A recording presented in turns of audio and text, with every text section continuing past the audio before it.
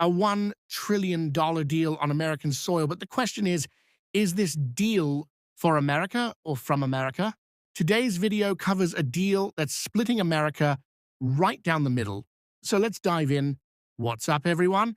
You're watching International Affairs, and I'm your host. Today, we're breaking down the historic deal between President Trump and Saudi Crown Prince Mohammed bin Salman, worth $1 trillion.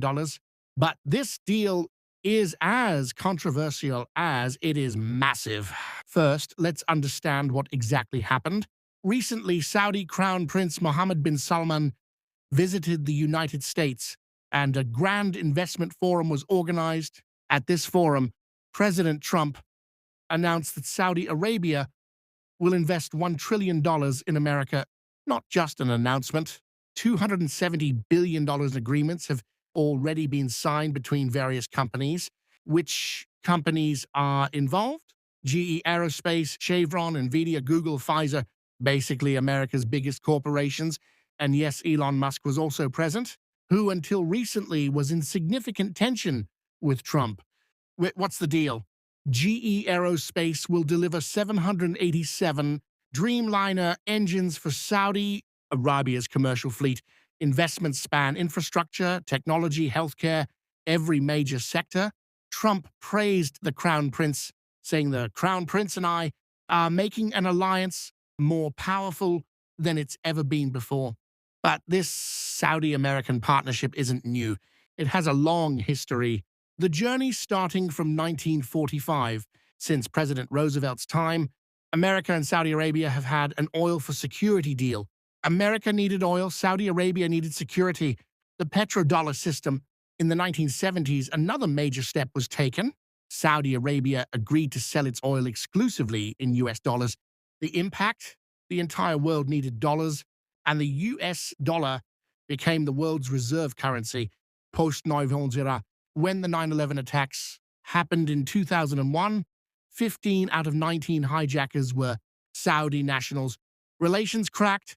Trust began to erode. Investigations started. Lawsuits were filed. Obama era. The Obama administration distanced itself somewhat from Saudi Arabia, especially on human rights violations.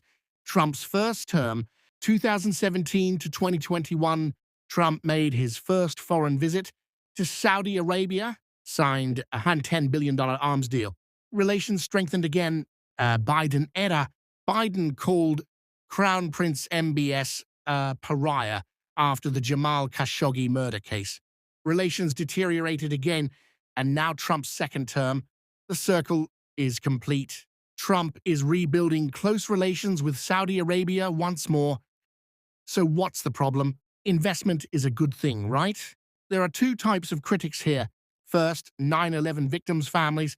Families who lost loved ones in 9/11 are still fighting lawsuits against Saudi Arabia.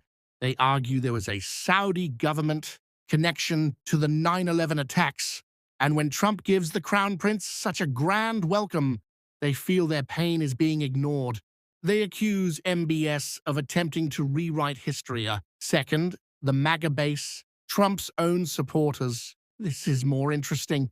Trump's hardcore supporters, the MAGA movement, are themselves upset with Trump. Why? Steve Bannon, Trump's former advisor and an influential MAGA voice, told Axios that Trump knows his movement's base better than anyone, but a lot of his base feel he's spending too much time on Palestine and not enough on East Palestine, Ohio. What happened in East Palestine, Ohio? In February 2023, there was a train derailment where toxic chemicals leaked. Local Americans feel the government didn't help them properly. And now Marjorie Taylor Greene, MTG, who was one of Trump's most vocal supporters, has now become critical. She recently said, "Let me tell you what a traitor is. A traitor is an American that serves foreign countries, and a patriot is an American that serves the United States of America and Americans." This is significant because MTG broke with her own party to support releasing the Epstein files, and after this, she was essentially banished from the party. So economically, how does this deal stack up? Positive side, $1 trillion investment means jobs, infrastructure development, technology advancement. American companies are getting major business. Economic growth will get a boost. Negative side. Foreign dependency is increasing. National security concerns with foreign investment in strategic sectors might. What happened to the America First policy? Remember, investment is never a free lunch. Saudi Arabia isn't throwing this money away as charity. They have their own agenda. Want to become a regional power, need America's support against Iran, want backing in the Yemen war. MBS wants to improve his international image. Geopolitical chess. This isn't just a business deal. This is geopolitics. To counterbalance China and Russia, America needs Gulf allies. But at what cost? There's also an interesting subplot. Elon Musk.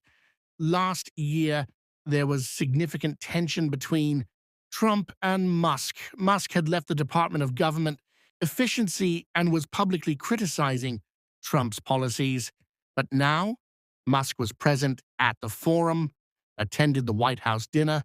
Trump mentioned him repeatedly, talking about electric vehicle credits, saying we're giving them a deduction on the interest. If they buy a nice Tesla car, we're giving them the money.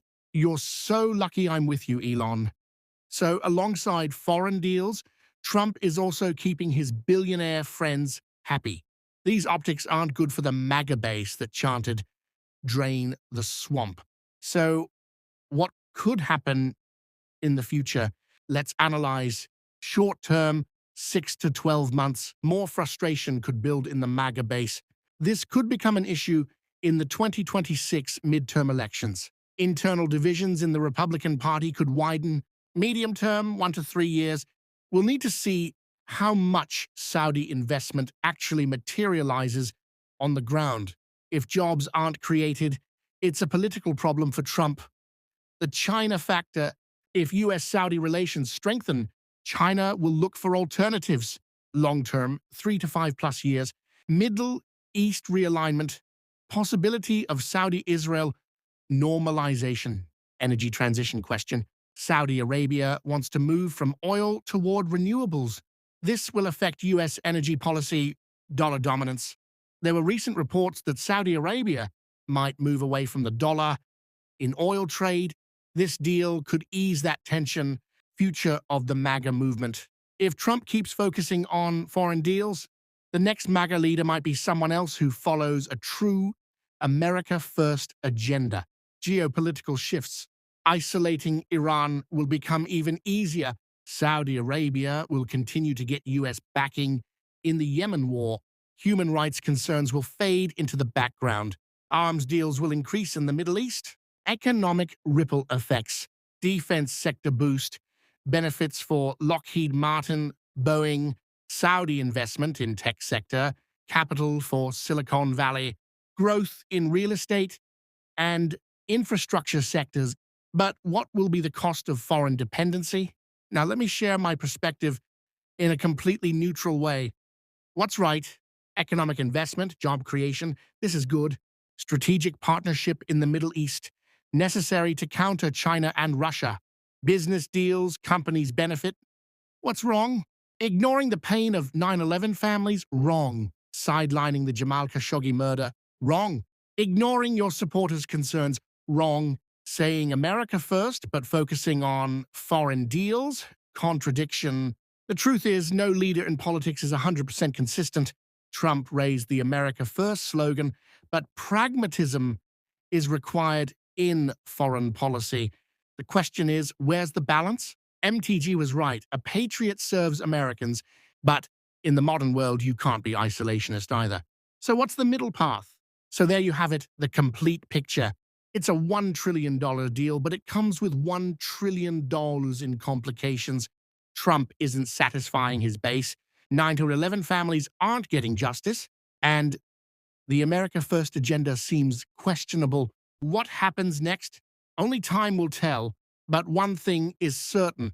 This deal will continue to affect American politics through the 2026 elections. What's your take? Let me know in the comments. Is this deal good for America? Is Trump doing the right thing or wrong? America first and the foreign deals, how do you balance them?